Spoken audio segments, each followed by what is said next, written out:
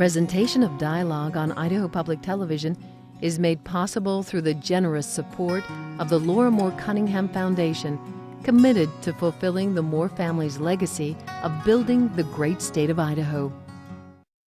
Coming up, he's only 30 years old, but he's already won one of the top drama awards in the country. I talk with playwright and Idaho native Samuel Hunter about the themes of his works, which are being performed all over the United States. That's dialogue next. Stay tuned.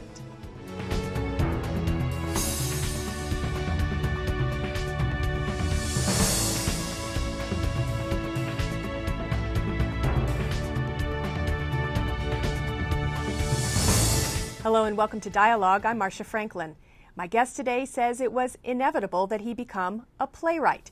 And Samuel Hunter has not only achieved his dreams, but at the age of 30 has already garnered national acclaim for his works, including an Obie Award, the equivalent of a Tony Award for off-Broadway plays. A resident of New York now, Hunter is a native of Moscow, Idaho, and he often sets his plays in his home state, as he did in a Bright New Boise, which won the Obie. So I started by asking him about the influence of Idaho on his writing.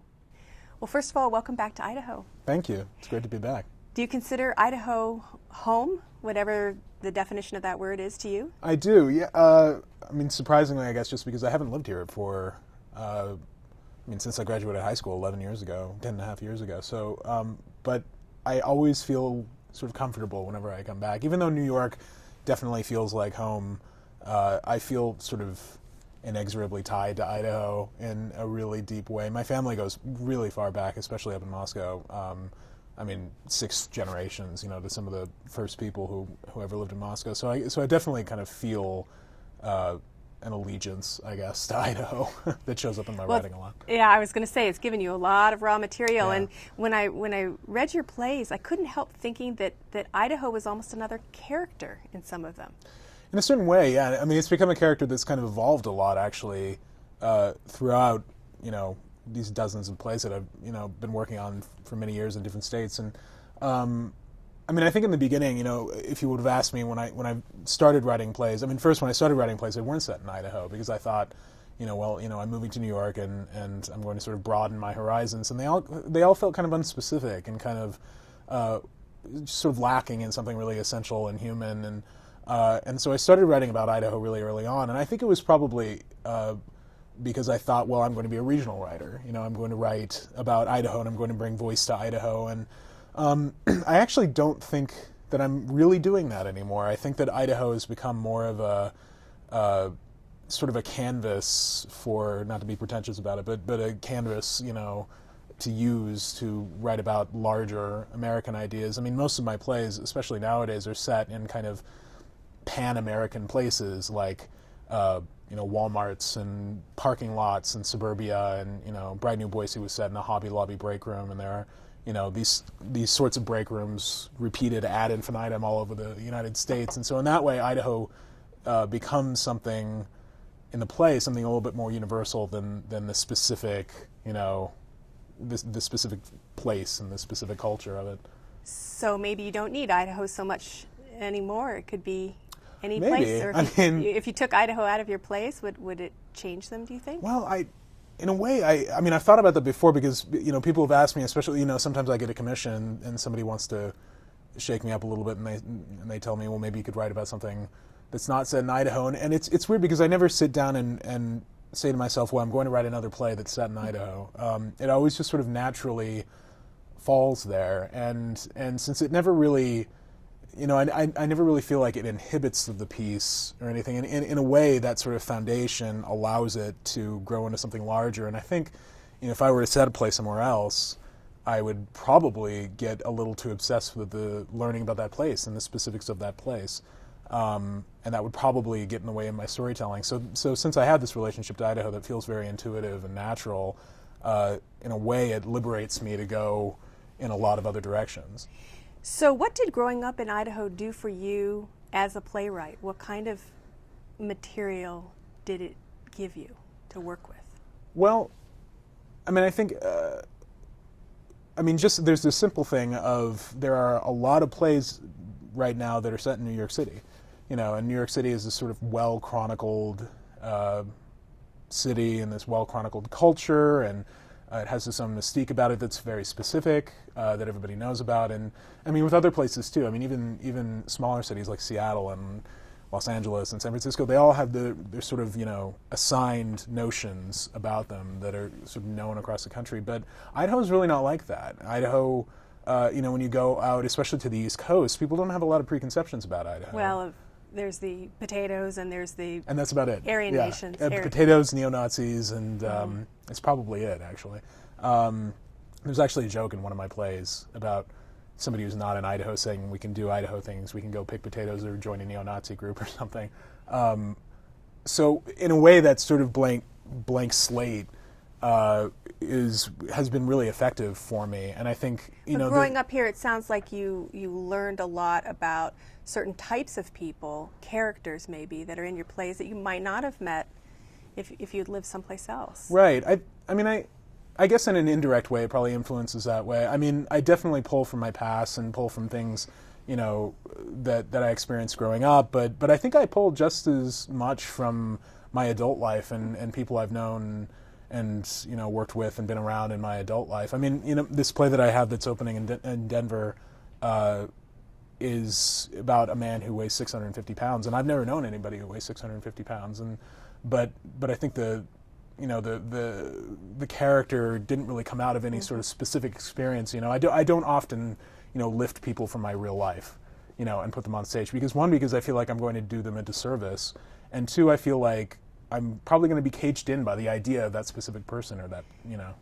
Well, you did go to a particular school in Moscow for a while that stressed classical education, right, and also was religious. Right. And you do draw on that experience. Many of your plays include something about evangelical Christianity in them. Right. Yeah. I mean, I definitely draw from that experience quite a bit, indirectly though, mostly in my plays. I mean, religion has always been. I've always been very deeply interested in religion, even before actually going to this religious school. There's just something about people negotiating their worldviews with the rest of their lives. It's always been really interesting to me, and I think that if there's one common thread to probably every single one of my plays, it's that. It's somebody, and it could be religion or it could be something else, somebody trying to reconcile something they hold very deeply with the rest of the world, with their daily lives. Well, let's talk about one play, A Bright New Boise, that for which you won an Obie Award, which is off-Broadway, is the equivalent, yes, of kind of like a Tony, right? Yeah, it's a big deal. Yeah. And so first of all, tell me what that was like to be nominated and then win for an Obie. Well, the process of it was really interesting and really atypical. What happened was there was this theater company in New York, of which I am a member, and they're a small company that does shows. Partial Comfort. They're called Partial Comfort Productions, yeah, and they do not just off-Broadway, but off-Broadway, technically. And they really wanted me to write a show for them. And they had spent a lot of time reading other plays and couldn't really find anything that they wanted to do. And all of my other plays that were available were kind of spoken for. And so they said, well, why don't we commission you to write a play for us? And I said, that's great. And they said, well, we will have to go into rehearsals in 3 months. And so I signed on to it thinking, this could be a massive train wreck, because I don't even have an idea for a play, and I have to come up with a script in 3 months for the first rehearsal. So I went to a director that I work with frequently named Davis McCallum, and I said, do you want to work with me on this play that doesn't exist yet? And he said, do you know what it's about? And I said, no. But he signed on, and from then on, I just sort of slowly started building the story of this play, which the main spine of the story is about a man who's trying to reconcile with his son who he hasn't seen in 17 years, but the difficulty is that he has these solid beliefs in the rapture coming within his lifetime very soon that he can't let go of, and even though it costs him his relationship with his son. And so I wrote the draft very, very quickly, and we went into rehearsal with it, and we probably had 20 new pages a day for the first 3-4 weeks. I mean, it was just constant rewrites. in collaboration with the director and the actors, and it was just one of those processes where everything just fell together in a really amazing way, where it was just kind of nobody was making a lot of money. It was just a labor of love for everybody. We were in this little theater in the East Village, but it just all came together really well. And the first few performances, we started getting this attention that we really weren't expecting. I mean, we only did something like 20 performances, and we couldn't even extend because there was another show going into the space right after us.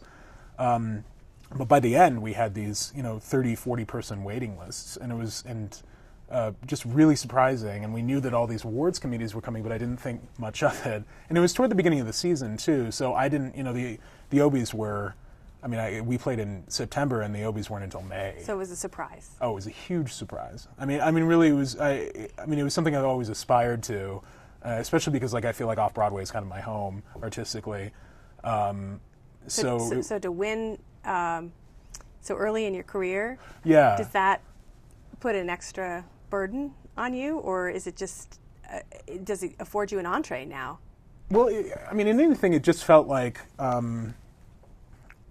That I was being accepted by my peers, in a big way, which felt really nice to know that I was in that circle now, that that I'm, kind of a legitimate writer. Not that I was an illegitimate writer before, but that all of a sudden it was like, okay, he's okay. His plays have sort of passed that bar, and no longer am I the sort of baby emerging playwright that everybody.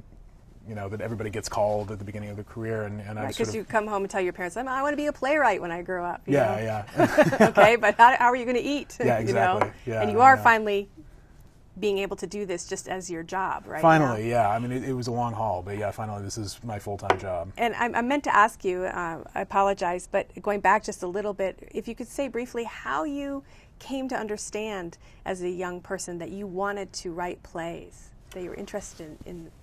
Well, I actually came at it in a really sort of different way. I mean, I think a lot of playwrights come at theater through acting, through going to the theater a lot. But and I did do some acting, in community theater and in high school, and I really liked acting. But what really started turning me on to writing was reading poetry. And in the beginning, it was like I was reading Allen Ginsberg, and I was, that led me to James Joyce, and that just sort of opened up a new world for me. And so in the beginning, I didn't really think about writing plays. And so I wrote, reams and reams of, long-winded teenage angsty poetry, and some of which you put in as dialogue in your plays, I've noticed. Yes, Bright New Boise has a bad poetry, a bad poem in it. Yeah. And so, and I was kind of, trying to find my voice and trying to figure out what I was interested in. And finally what I started realizing is that what I liked about writing was that language is not precise. And I realized that what I really loved were these sort of long-winded, Ginsberg poems. The reason I loved them is because I didn't totally understand what the precise meaning he was getting at. And what I was less interested in was sort of, descriptive things that tried to paint a very specific picture or deliver a specific message. Yeah. Storytelling. And did you have a mentor? Did you have somebody that said, hey, you can do this from Idaho? The first person to really validate my writing, he's not teaching at the high school anymore. I think he's teaching at WSU or U of I. His name's Craig Hill. And he was a poet. Great name. Yeah, well, he was born Craig Hill and then took out the I legally. And he for me really blasted open writing and blasted open sort of meaning and structure and form and content for me. And he was also the first person to sort of validate my writing as something serious. I had written some poetry in the Christian school that I had gone to, but for them poetry was really about structure. I mean, it was about, what a sonnet is and how does it scan and, what hexameter is and, ionic feet and, whatever. Which is a nice basis to have. But, it was fantastic, yeah. But I always struggled within that because I always sort of knew that I was shoving a content into a form. So it came out just always feeling really sort of forced. Yeah, forced and without humanity. And I'm also, I'm the kind of person, when I speak, I tend to make up words. I misuse words. I'm not the most eloquent. I stutter. I'm not an incredibly sort of like purple prosy kind of person, and so I think theater really fits me really well because I don't have to struggle about form and sentence structure and being precise, because dialogue by its nature is very imprecise. And it's interesting, I had a script delivered to me, that's kind of a work in progress, you might say. It's premiering as we speak, as we tape this, premiering here soon in Boise. And I noticed that there's a lot of scratch outs and changes. And so as a playwright, you allow the people that are performing it to change those words sometimes to fit the way they're... Yeah, I mean, they definitely have suggestions in the way they read it, and I listen to, how they read the line, and then that informs my process. I mean, they don't generally rewrite the lines themselves. They work with you. Oh, on yeah, that, but it morphs as you work with the actors and as you hear it out loud. Yeah. When you were growing up here in Idaho, you seem a very confident person now, and were you that way, confident in your writing and in your sense that you always knew that you wanted to go this direction? I think it was less of a confidence than it was an inevitability, where it's just like I knew that there was nothing else that I could really do other than what I'm doing. I mean, I think that like the reason that I've gone as far as I've gone so far is really because I just have no other marketable skills, and so like I just have no fallback. Well, you went from Moscow to NYU, and you've been to Juilliard. Right. I mean, these are which were done kind of out of necessity. Big schools, so I think I'm sure you had some talent to get in the first place. That you have some marketable skills. Right. But I guess just like so much of writing is just the act of sitting down and pouring hours and hours and hours into it. And I really like when young writers ask me for advice, the only good piece of advice I can get them is one they don't want to hear, which is write 10 full-length plays, because I mean those first 10 aren't probably going to be very good, but once you spend that much time really figuring out what it is to write a play, then they're going to get better exponentially. Let me ask you about some of the other themes. We talked about evangelical Christianity, some of which derives from the school that you went to, and your interest in people within faith. Gays are often characters in your stories, and why is that?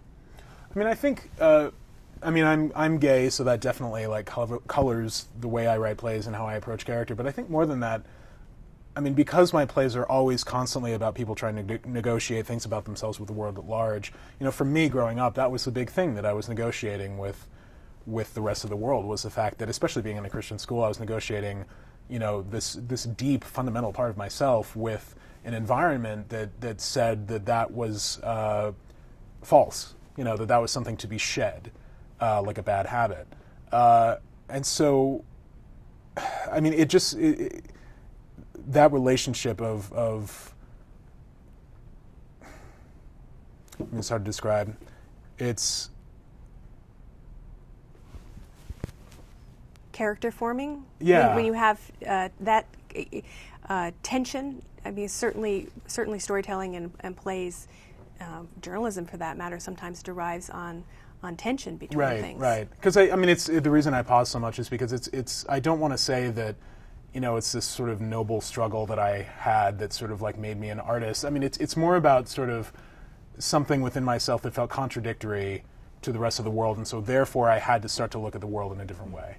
And I think that's probably why a lot of my characters tend to be gays, because there's a fundamental level of conflict with the world around them, and especially like setting a character and putting a gay character in Idaho. That's immediately something right there. There's tension just in that placement. Many of your plays also deal with parent-child relationships, either a child searching for a parent or a parent searching for a child. Is that intentional, or is that just I actually don't know where that comes from, because I come from a really great family and I have a great relationship with my parents, so I actually don't know exactly where that comes from. I mean, it may be because my family is so stable and I still enjoy coming home that I'm interested in exploring what the other side of that is. You know what I mean? That maybe it feels something foreign to me, and so I want to explore. But it is strange, because especially the last few plays that I've written really deal pretty primarily with the relationship between children and their parents.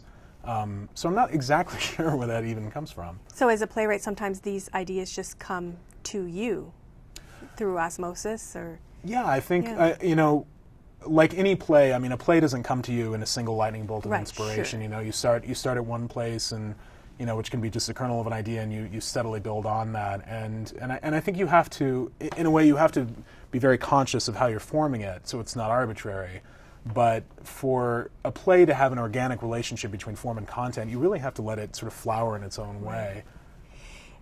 There also seems to be a theme within your plays of kind of boredom with life, or almost claustrophobia. Like you said, or ennui, we might call it.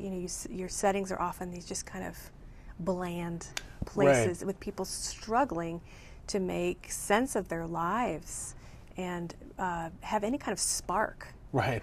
Is that fair? Oh yeah, definitely. Okay. I mean, especially recently, I think, my plays deal frequently with sort of suburban sprawl, and I think what interests me about it is, one, it's becoming so much of America, and it seems kind of, for the percentage of America that is this sort of suburban life, that in a way is sort of very similar from town to town to town. It's surprising to me that more of our narratives don't exist in that space. Because I actually find it really interesting. I mean, the homogenized America is just as interesting as, the village in Manhattan or something. It's got its own stories and its own sort of uniqueness and conflicts. We're rapidly running out of time already, but I wanted to ask you about the language in your plays, because sometimes it's quite raw. Yeah. And for people who might read your plays or go see them, kind of explosive, some four-letter words. Tell me why you interject that raw language into your writing. For me, the kind of theater that's most exciting is the theater that's really, this is going to be an odd word to use, but elegant writing, I think, is elegant in the way that physics is elegant. It says the most in the simplest possible equation. And so for me, a terse, quick, 3-word sentence that opens up more meaning and more complexity and ambiguity is actually more effective than sort of a long soliloquy, that's sort of phrased very elegantly. Most of my characters are not well educated.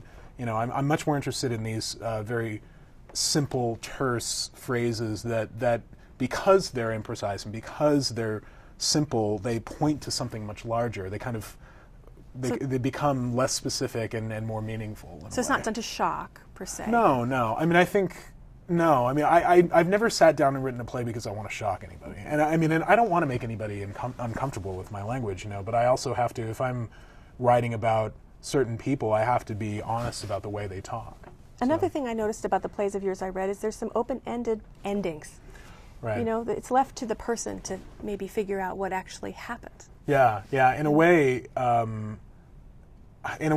I guess that's me sort of rejecting sort of standard structure as we know it in a certain way, which is about conflict, rising action, and then the catharsis and the denouement. And I love those kinds of plays, and I love that kind of structure. But in particular, a play like Bright New Boise is about a man who's waiting for the rapture. It's about a man who's waiting for something that never comes, which is sort of an anti-dramatic idea in and of itself. I mean, usually a play is about you either get what you want or you don't get what you want.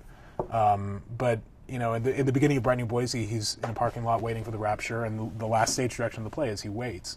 And I think that in some senses, that's the more honest narrative that we all sort of experience day to day. We very rarely have these huge blow-ups that leave us feeling with complete closure. But don't we go to plays and movies to get that? Some people do. Some people do, yeah.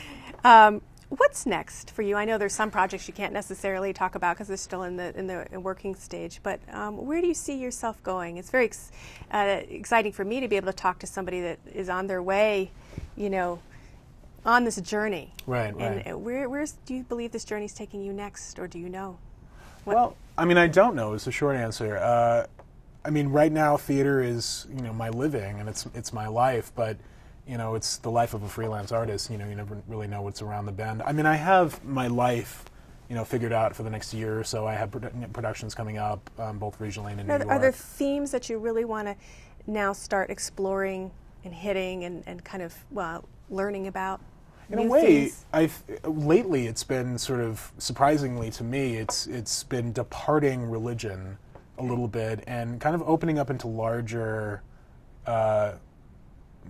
ideas. I mean, the play Larger than religion. Well, yeah, and I said that word, and I thought larger than religion. Yeah. But maybe not larger than religion, but coming at a religious sensibility in a different way. I mean, this play that Boise is premiering, A Permanent Image, it deals a lot with somebody learning about their place in the universe, sort of in a cosmic way. I mean, the size of the universe and their place within the universe, and string theory and the Big Bang, and sort of like those ideas, and sort of looking at the universe and our place within it has been really interesting to me lately. So I'm not exactly sure where that's going to push me. I've got a few plays, on the burner and a few ideas going, but I never really know. I mean, I have no idea what kinds of plays I'll be writing in 5 years, and that's how I want to keep it, because if the moment that I figured out, okay, these are the kinds of plays I write, then that's the moment that I've stalled as a writer. Then I will just continue to write that one play, forever. So I have to be open to wherever it's going to push me. And is there somebody that you particularly look up to as a playwright? I mean, there are a number of people. I mean, early on, and he continues to be kind of an inspiration, is Edward Albee. I mean, and that's kind of probably a standard response that most playwrights would give, but his sort of like searching for meaning in America, which is such a big theme in his writing, is something I've really been interested in. And he's also a writer that, he's well into his 80s now and is continuing to write really challenging, interesting, bold plays. So he's somebody that I really look up to. Well, I'm sure that there'll be many people looking up to you eventually for your work. And I thank you for taking the time to talk with us today. Thank you very much. You've been listening to playwright Sam Hunter, who grew up in Moscow, Idaho. His award-winning works are now being performed all over the country. Hunter was in Idaho to work with actors at the Boise Contemporary Theater who were premiering his play, A Permanent Image. And I'd like to thank the directors of that theater for finding time in Mr. Hunter's schedule for this interview.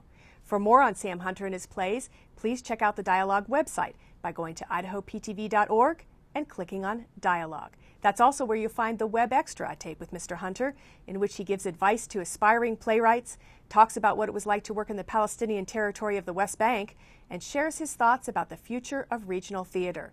I'm Marcia Franklin. Thanks for tuning in to Dialogue.